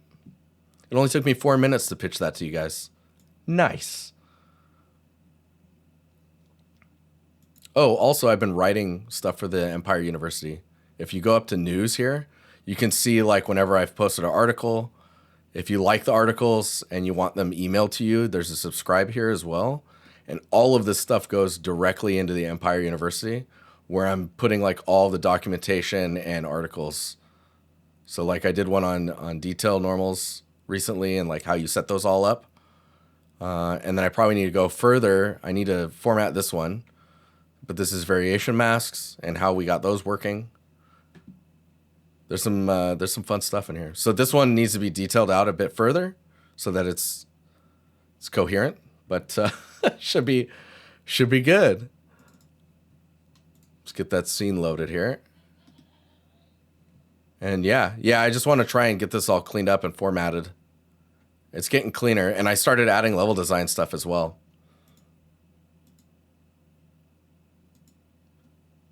You need that mask thing badly? I mean, it's right here. Even with the little amount of information that's in here, that'll explain how to set it up for you.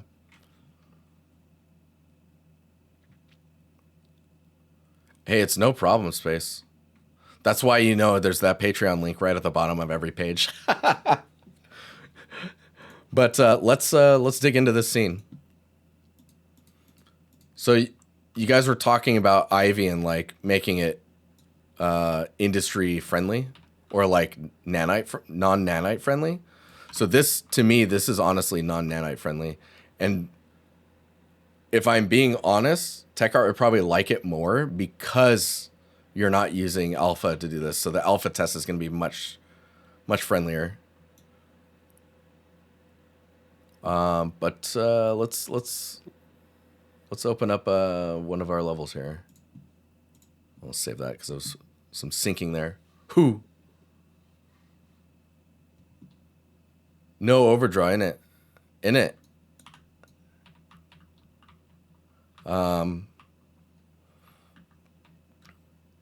Here's the power of roughness. You can see these leaves here. We were talking about roughness quite heavily. How's the polys look? Let's take a look. Oh no, I've got the what did I do with the tab? Details? No. What's the tab that's here? I always forget.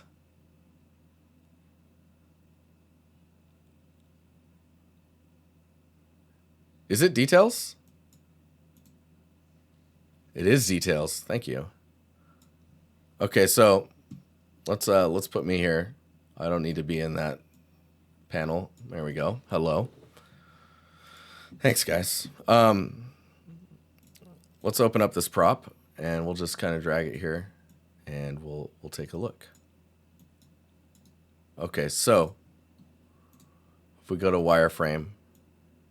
So the only thing that's dense, I would say, is these. These probably need to be halved. They don't need to have that many edges vertically and like in their diameter.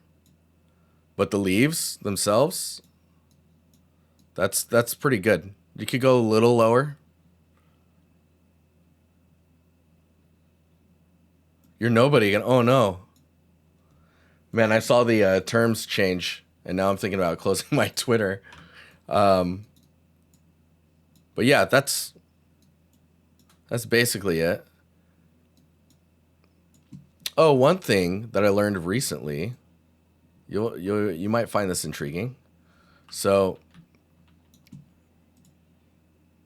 where is it at? Man, now I have to remember. World partition. Place actors. Oh no, I don't remember. How can I not remember these things? Whoa. Process EXR. Interesting. Viewport. Oh man, I forgot. I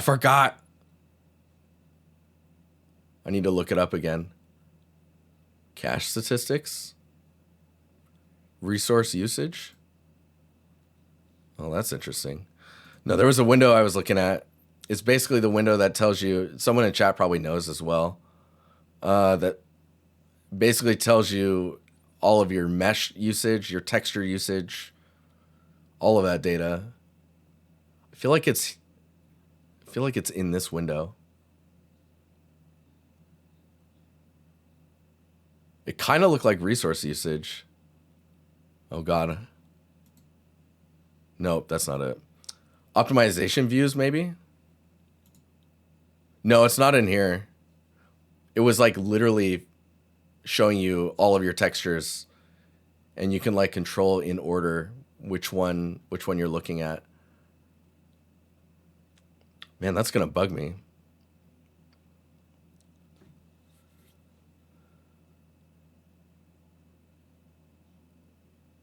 What if I go for a somewhat denser type of ivy? Then the leaves might be optimal doing this way. You could do the front leaves modeled and then alpha leaves in the background. One thing that I'm not doing is like if you want like a really dense wall of ivy, you should have like a non-alpha, like tileable ivy material that can go behind it that just really gives you your dense view. It'll give you that density that you're looking for. Oh, I'm irritated now.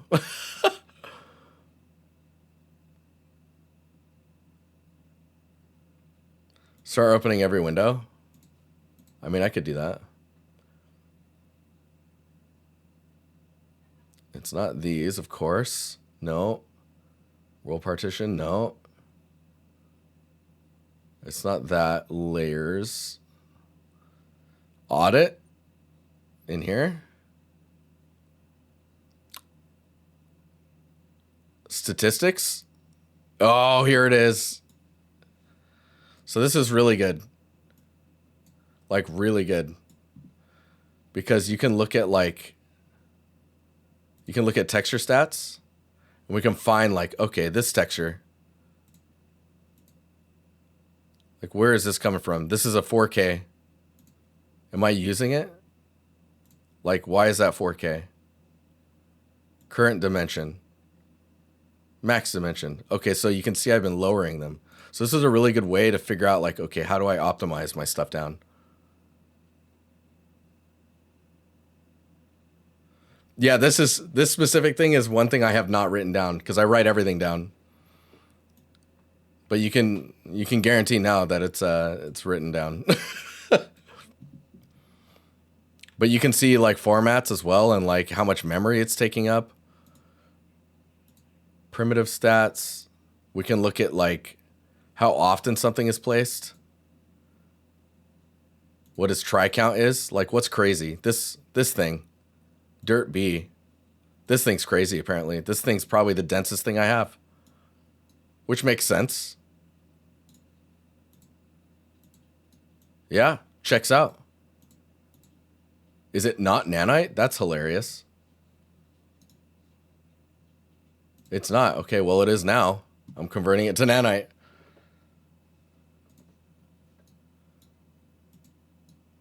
Wow, that looks not great. I wonder what happened there. Oh, I know what that is. It's the two-sided shadows. Or two-sided geometry. I'm like, what the hell?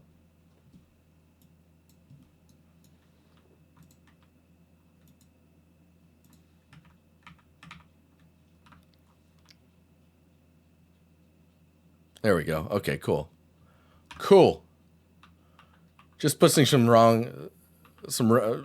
triangles in there. Yeah, so we were talking about roughness earlier. I'm going to just grab the material for this. Oh, that's a level instance. Hang on here.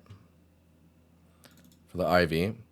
So if we look at the roughness for the ivy, we'll just close that. We'll close this one.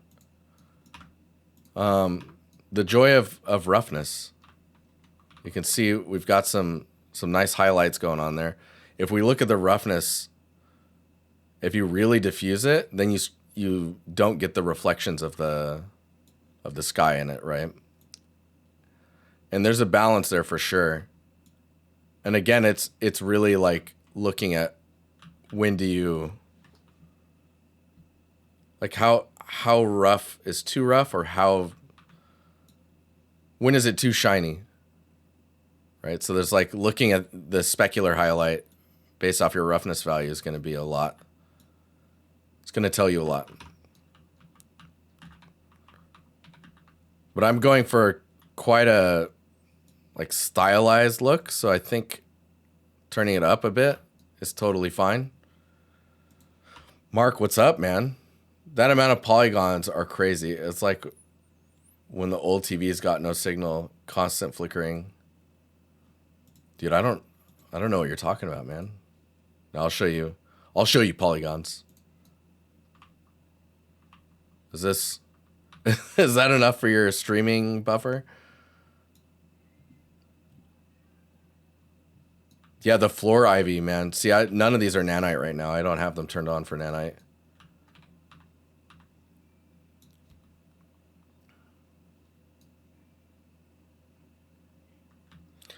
What you do there, if you can repeat. So I'm just pushing the roughness up and down. Like if we go to buffer.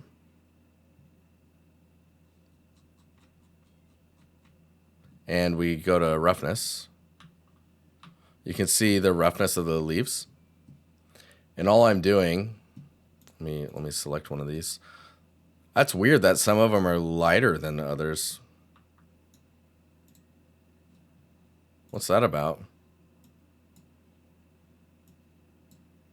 All I'm doing is moving the roughness up and down. You see that? It's nothing crazy. But what it is doing is like you can see in the reflection of the roughness, we're getting the sky bouncing on the surfaces because of where the roughness value is at. Like if we go crazy reflective, like these are like mirrors now, right? So they're going to just reflect the entire sky. So you want to have like a nice balance of like what looks cool, but isn't like I'm going for this like weird hyper real. Hey Miro, have a good one. Yeah, we're just kind of sitting there tuning stuff now at this point. Like I need to build the rest of this out. We started getting our arches in, which is really nice. Like that's going to look really good once we get the sculpts in, which I can show you the baked version of those. We got a few more minutes. Something to always keep in mind with roughness is the real world materials are surprisingly reflective. Real world reflection environments, on the other hand, tend to be more muted and nuanced.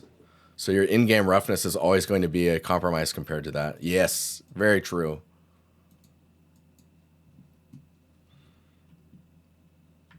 All right, so here's our bake that came out of this. We can look at our smart materials, or smart mask rather. No, smart materials. Is it this one? Simple RGB? Kind of looks like it. Let me see what we got going on here. Oh, this is just the base values for it. Edges. Yeah. This is not the one we want.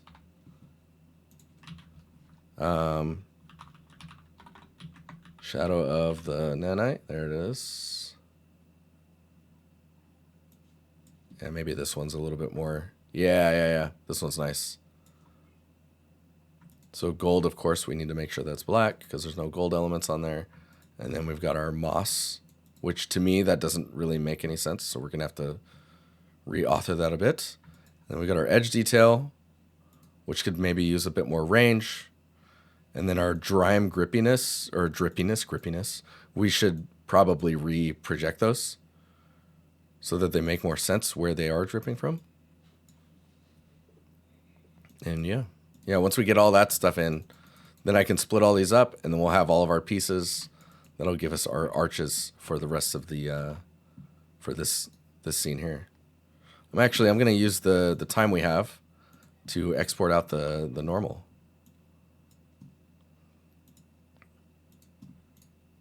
Let's see here. So we want to go for simple RGB export.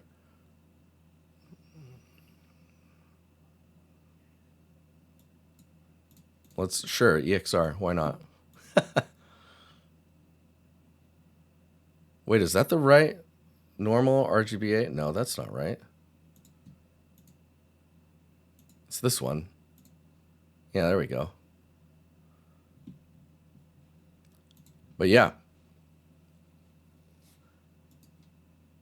it's been super fun building this scene. It's been like super long in the making, that's for sure.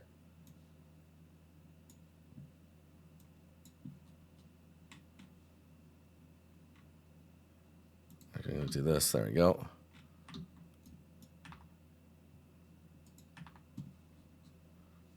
Okay.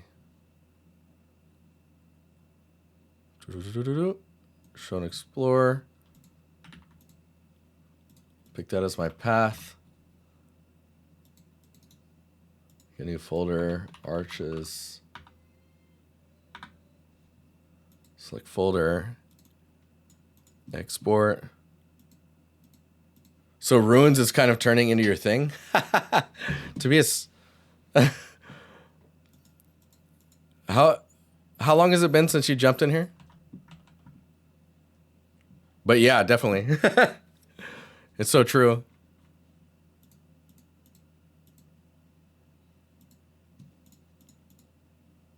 Okay, there's our arches. Oh, right, I gotta change that. Oh, no.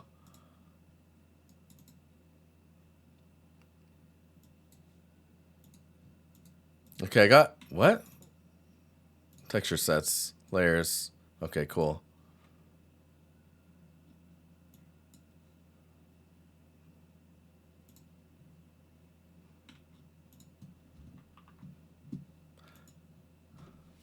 I guess you could say so. It's weird, I never thought about it. 2016, 2017. It was a different era. True. True. Okay, where are we at here? I need to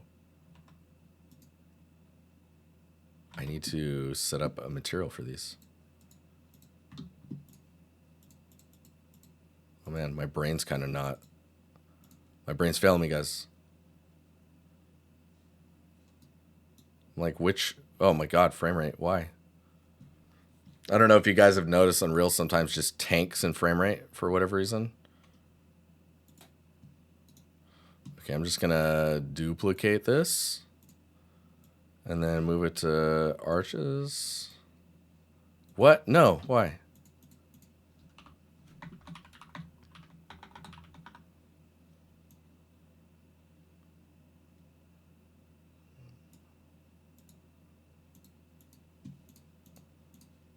Okay.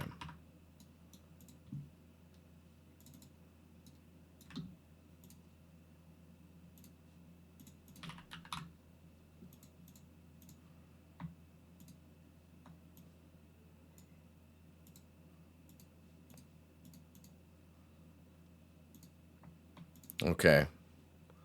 I'm gonna open all of these. Pretty sure I can do that. We just select all of these and then edit. No, edit's bad. No, we're good. I was like, oh no. I'm gonna select this one and we'll just apply these. Oh, some of these don't have UVs, do they? No, none of them are updated. Okay, I'm gonna have to do it later. Okay, it's 10:03 anyways. I'm gonna get out of here, guys. What a weird ending to a stream.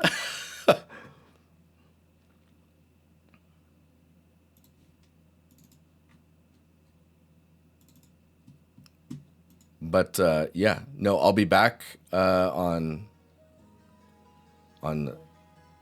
Sunday. Oh wow, I can tell my brain's starting to shut down. Oh god. But hey Z, thank you very much.